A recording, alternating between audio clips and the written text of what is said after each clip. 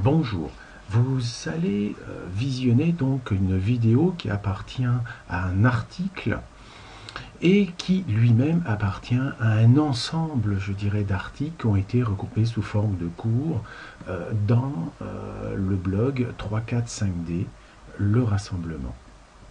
Donc vous savez que la démarche sur la voie de l'éveil demande d'aller fouiner un tout petit peu partout et nous sommes souvent perdus par rapport à tout cela devant cette masse énorme d'informations. Donc à ce titre, sur ce blog, vous aurez la possibilité de pouvoir, je dirais, aller à votre rythme en regardant par exemple quels sont les préalables au cours, le cours lui-même divisé en 12 chapitres, ainsi qu'avec les suppléments. Donc pour les autres parties, vous aurez l'occasion de découvrir quand vous y viendrez. Donc n'hésitez pas, quand vous aurez visualisé cette vidéo, d'aller visiter le lien de l'article lui-même et ensuite, ce sera à vous de faire votre propre chemin selon votre cœur. Merci, au revoir.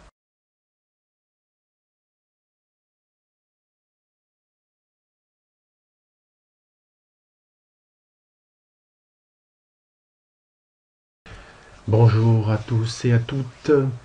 Bien, nous voilà repartis pour une explication complémentaire des différents circuits de la co-création. En effet, depuis que j'ai fait ce beau petit schéma, il me plaît beaucoup et on va dire qu'il m'inspire d'une certaine manière. Donc, je vais commencer par le circuit masculin, c'est-à-dire celui qui concerne la géométrie, la matière, enfin l'aspect visuel, matériel des choses, on va dire, en opposition avec le circuit féminin, d'une certaine manière, qui, elle, fera beaucoup plus dans la vibration. Hein. Alors, bien sûr, ici, c'est aussi vibratoire, mais il faut bien quand même arriver à donner, je dirais, des noms pour qu'on comprenne rapidement. Hein. Alors voilà, donc ici l'objectif du jeu, c'est bien sûr de vous faire réaliser combien la mécanique que nous avons en nous est huilée à la perfection. Alors, ce circuit masculin, je l'appelle donc le complexe mental corps-esprit. Rassurez-vous, je ne suis pas le seul à en parler comme ça, mais ça serait, si on voulait vraiment être, je dirais, pointilleux, ce serait un complexe vibratoire mental corps-esprit. Mais restons dans la partie, on va dire, matérielle. Donc, comme je vous l'ai dit, ici, c'est la réalisation matérielle. Et au niveau de notre fonctionnement, on va dire, par rapport à ces différents chakras, nous allons voir que entre le mental et le corps, il y a une espèce de forme de discussion. Et la qualité première, entre guillemets, d'un mental, par rapport à la gestion du corps qu'il doit faire, est tout simplement la déduction.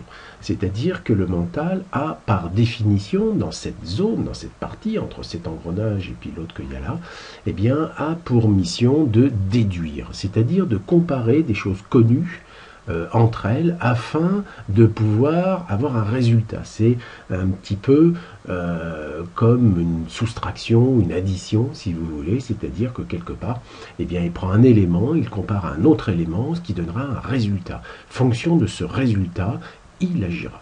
Donc voilà pourquoi le mental, par définition, fait dans la séparation, fait dans le catalogage systématique de tout l'environnement, puisque son objectif au mental, rappelez-vous, est de gérer l'environnement, déjà dans un premier temps, afin de protéger le corps.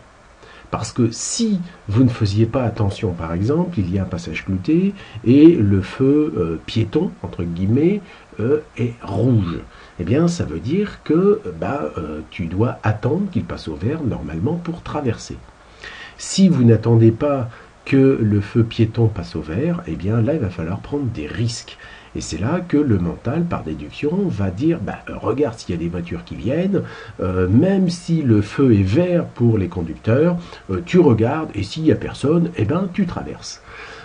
Donc il y a des prises de risques parce que quelque part il se dit voilà, je vais arriver en retard au boulot et ça va me faire chier, donc là je prends un risque, je ne vais pas attendre que le feu des chauffeurs passe au rouge et donc que le feu des piétons passe au vert.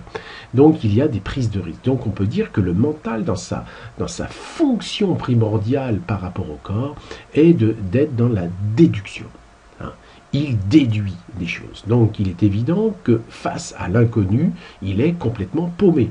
Ça veut dire que s'il ne peut pas comparer une situation à une autre situation, une donnée par rapport à une autre donnée, eh ben, comme dirait l'autre, il n'arrive pas à trouver un résultat, et là, ça patine dans la semoule, et ça sent la panique à fond.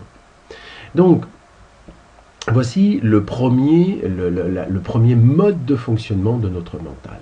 Une fois qu'on va passer dans la zone du corps vers le mental, puisque là nous étions dans cette première partie, donc le quart, on va dire, du circuit, eh bien nous allons passer dans un truc relativement simple que nous connaissons tous, qui est la créativité logique, ce que j'appelle. C'est-à-dire que forcément pendant la déduction, il a comparé une chose avec une autre chose.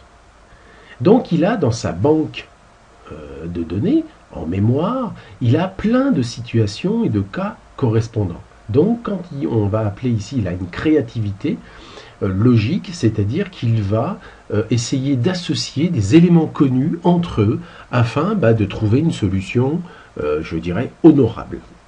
Donc ça c'est la deuxième partie, la deuxième zone, qui du corps dit écoute, s'il y a ça, ça, ça et ça, alors à ce moment-là tu vas peut-être pouvoir faire ça. Donc en clair, si je reprends toujours l'image du passage piéton, eh bien la créativité logique de dire bon, j'ai des jambes, je peux courir, je suis en forme, le sol n'est pas glissant, il ne pleut pas, il n'y a pas de flics dans les parages, les voitures sont suffisamment loin, donc je peux traverser la route, même si c'est interdit. Donc on fait une créativité logique. On enchaîne les choses parce que on le compare à des choses connues. Si par contre vous ne saviez pas si vous êtes en chaise roulante ou si que vous avez votre genou qui vous ennuie, que vous ne pouvez pas courir, ou que vous avez un caillou dans la chaussure ou que le talon aiguille, le talon il s'est tiré, c'est clair que c'est des choses à prendre en ligne de compte avant de traverser et de vous faire écrabouiller.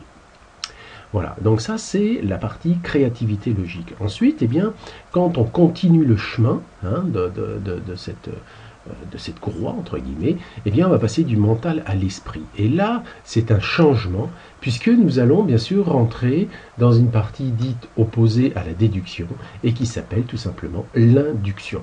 C'est-à-dire qu'on va commencer à projeter des choses, on induit. Donc l'induction, c'est j'ai des inconnus et voyons ce que ça va faire ces inconnus. Donc on ne sait pas où on va et on induit des choses, quoi. Donc autant la déduction, ça part d'un fait et on va essayer de le cataloguer en petits morceaux, le couper, le séparer en petits morceaux. Autant l'induction fera le contraire, c'est-à-dire de rassembler les morceaux afin de trouver un concept encore plus élevé, entre guillemets, qui pourra nous permettre de mieux voir la situation.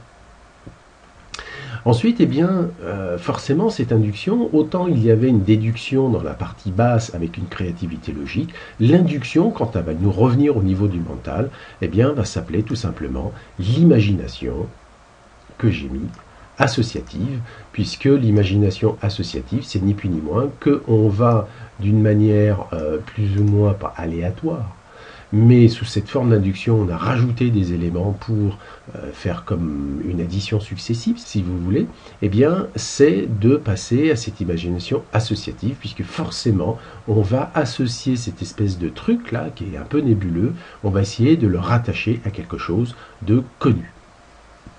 Et donc après, à partir de là, hop, ça va repasser à la déduction, à la créativité. Et donc voilà comment le masculin va fonctionner principalement. Donc c'est un mode de fonctionnement, il n'est pas meilleur ou supérieur à quoi que ce soit, c'est simplement son mode de fonctionnement. Et nous allons voir que pour les gens qui ont étudié un petit peu le cerveau, on parle de cerveau gauche, de cerveau droit, etc. Celui-ci, par définition, serait donc le fameux cerveau gauche.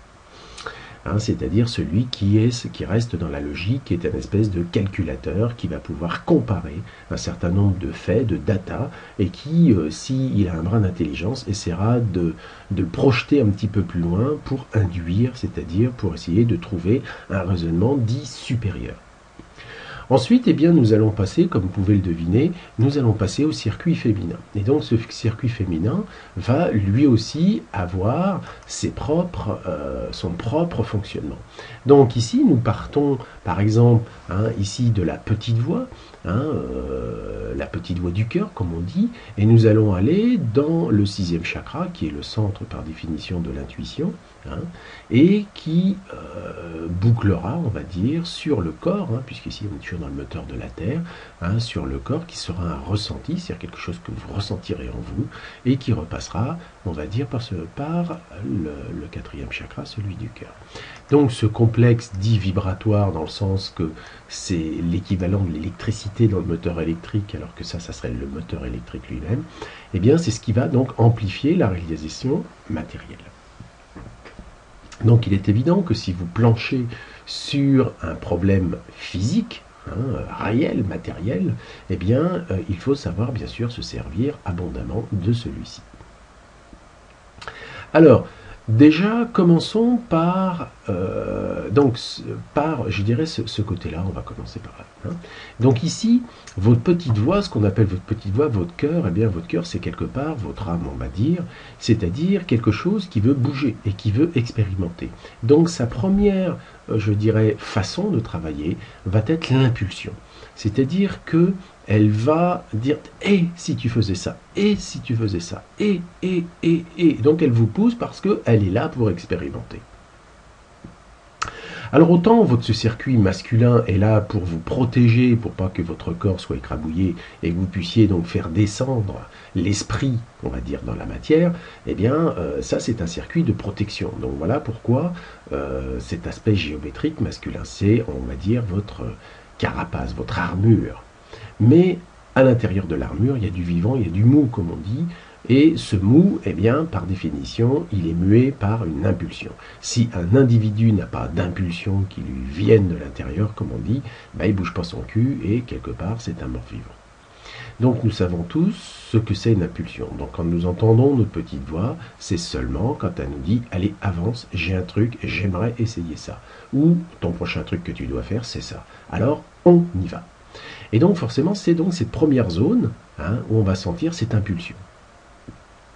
Donc quand vous avez senti une impulsion pour regarder quelque chose, alors généralement on va appeler ça la curiosité, eh bien nous allons bien sûr aller taquiner le moteur de l'intuition. Et donc forcément, eh bien, ce moteur de l'intuition, lui, va rajouter ses notes à lui. C'est-à-dire que nous savons que tout ce circuit féminin est rattaché à notre soi supérieur. Donc notre soi supérieur est féminin, par définition, et c'est un masculin-féminin, alors qu'ici on est dans un masculin-masculin. Ici, ce sont les 6 premiers chakras. Donc ça c'est le soi dit, le petit soi inférieur, et notre soi supérieur, le petit soi supérieur, est celui qui vient taquiner, qui vient causer avec ça. Donc quand il vient causer avec ça, eh bien il va y mettre, c'est-à-dire son mot, on va dire. Donc déjà, dans un premier temps, si vous devez faire quelque chose, eh bien, il va, comme dirait l'autre, faire tourner ce rouage-là, donc ce qu'on appelle la petite voix. Donc, il vous poussera, d'une certaine manière ou d'une autre, à regarder dans une direction ou à vous intéresser à un sujet particulier. Vous savez absolument pas pourquoi, mais c'est pas grave parce que, comme dirait l'autre, il vous montre le chemin. Là, ici, vous êtes le chauffeur en train de conduire la voiture, et là, d'un seul coup, vous avez un flash qui vous passe, qui vous dit « tourne à droite ». Eh bien, c'est ça. C'est donc ce circuit-là qui va rentrer en un. Vous avez l'impulsion, la petite voix dit tourne à droite. Bon. Et donc, d'une certaine manière, eh bien, en passant par le moteur de l'intuition, eh bien, vous allez taper donc, dans cette zone ici, entre l'intuition et la petite voix, et entre ce 6e chakra et ce 4e chakra, c'est l'intuitif.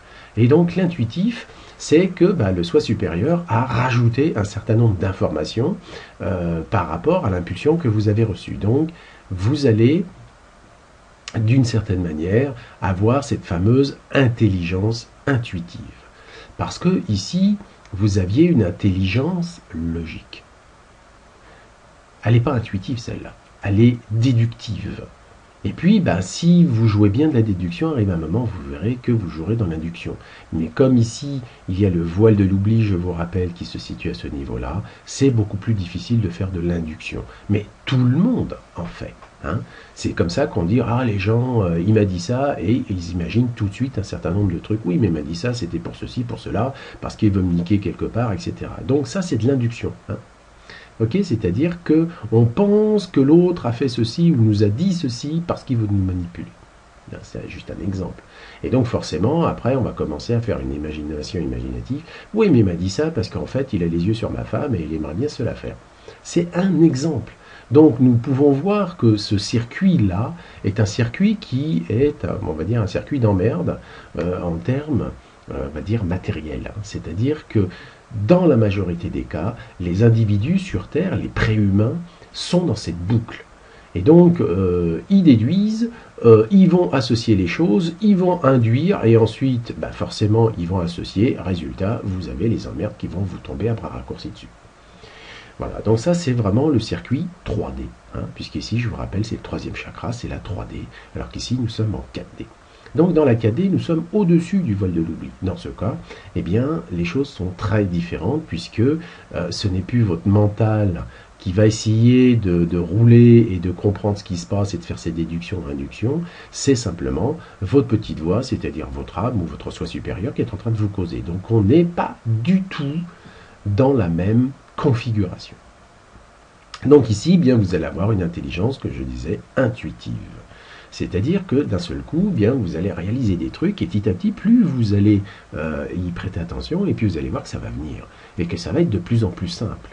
Et donc, ce côté intuitif va bien sûr aller, on va dire, dans la matière, d'une certaine manière, c'est-à-dire va descendre en dessous le voile de l'oubli. Et j'appelle ça la créativité vagabonde.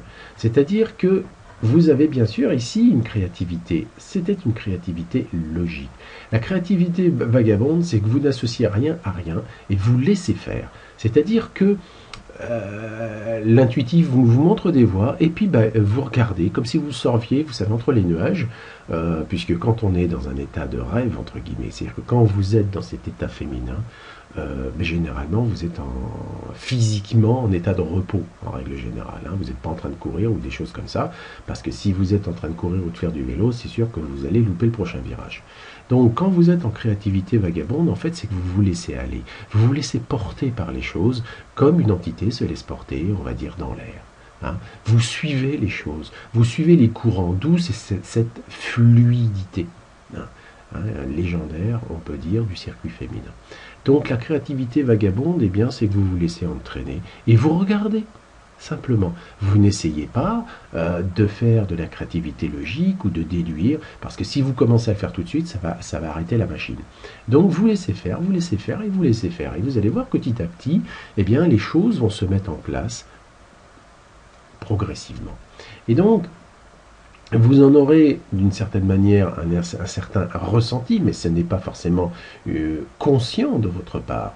Mais votre corps, lui, va mettre son mot d'une certaine manière en termes vibratoires, puisque je vous rappelle que le ressenti, c'est le deuxième chakra.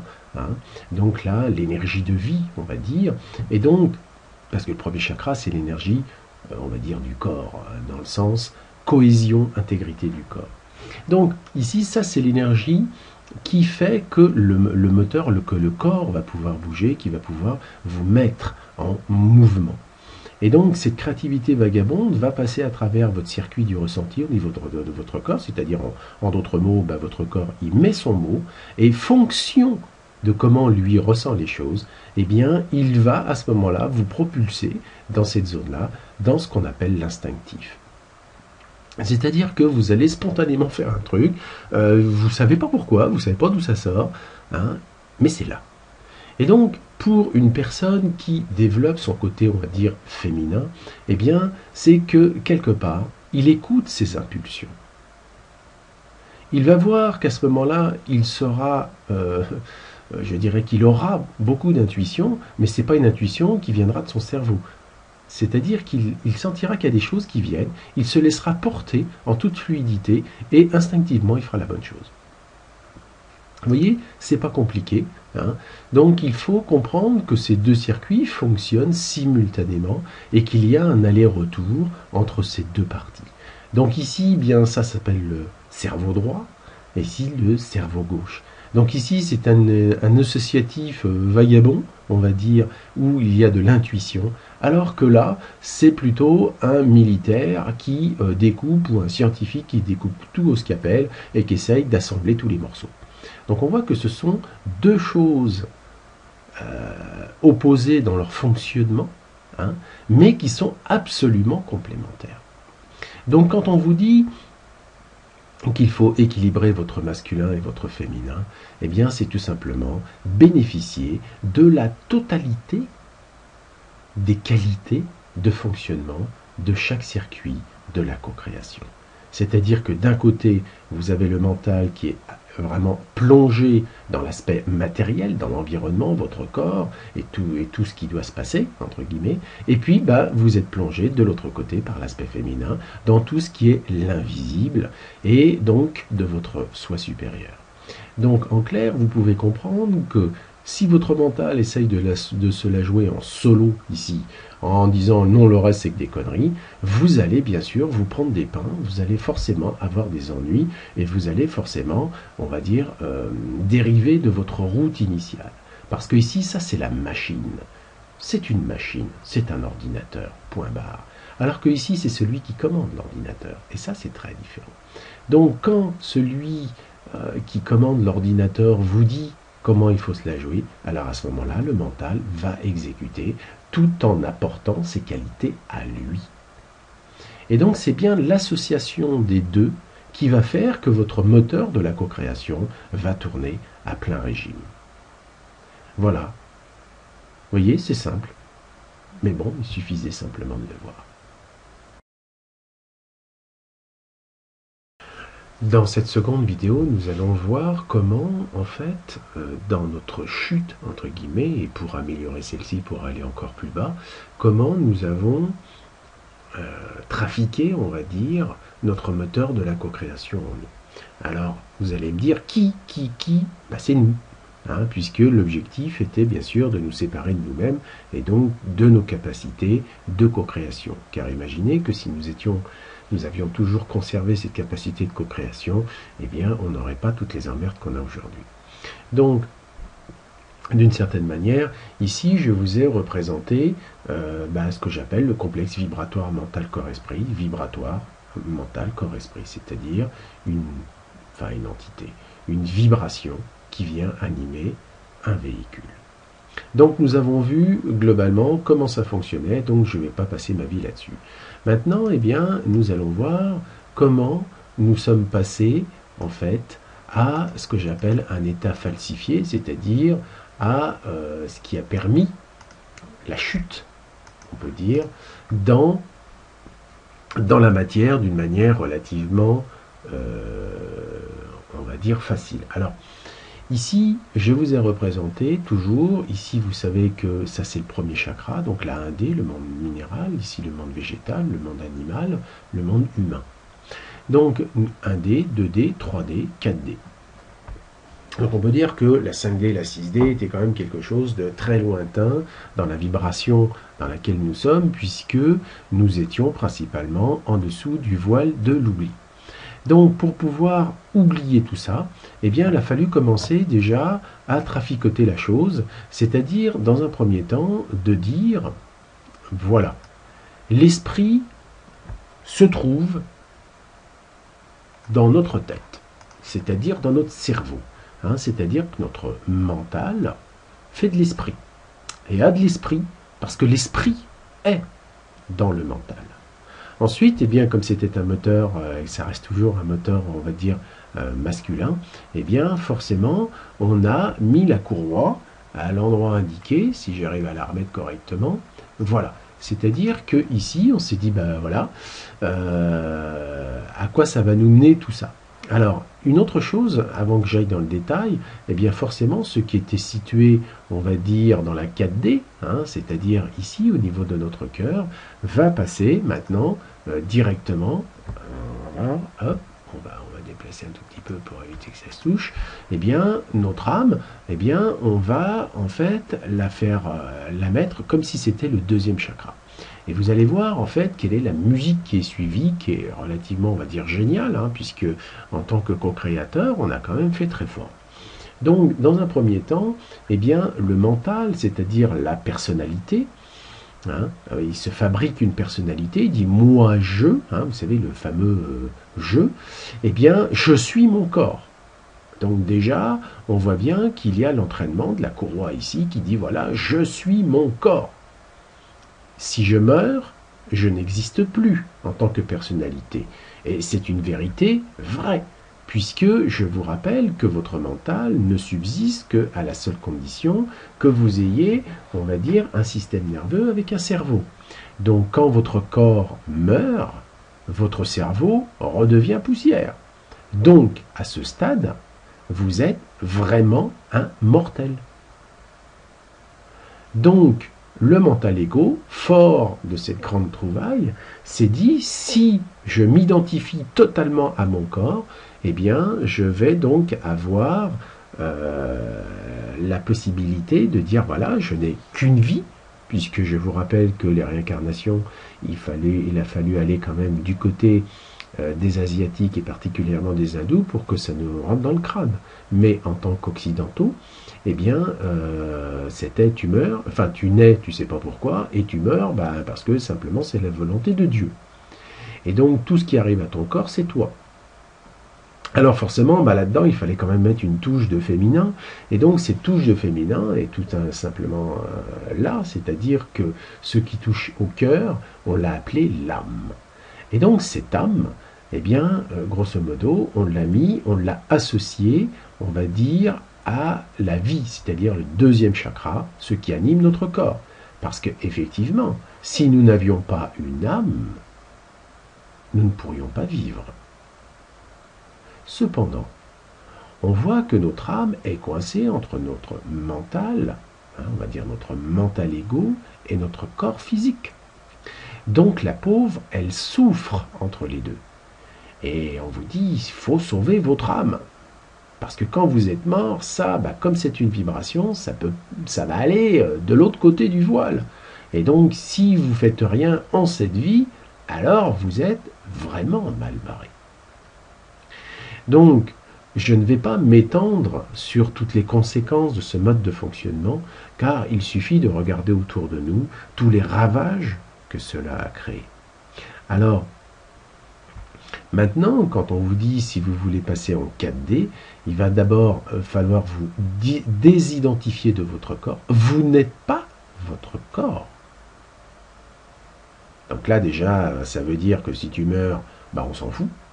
Puisque de toute façon, ton âme est éternelle. Donc si elle est éternelle, pourquoi veux-tu la sauver? Alors, on comprend aussi que dans ce phénomène ici de compression du féminin entre deux masculins, c'est que forcément, quand vous avez des ennuis dits énergétiques, vous vous sentez pas bien, c'est-à-dire votre âme ne va pas bien non plus. Et donc forcément, là, le côté hindouiste avec le karma, eh bien, il est là, quoi. Vous portez votre karma, quoi. Hein. Donc vous êtes la pauvre âme à sauver avec une remorque de karma pas possible.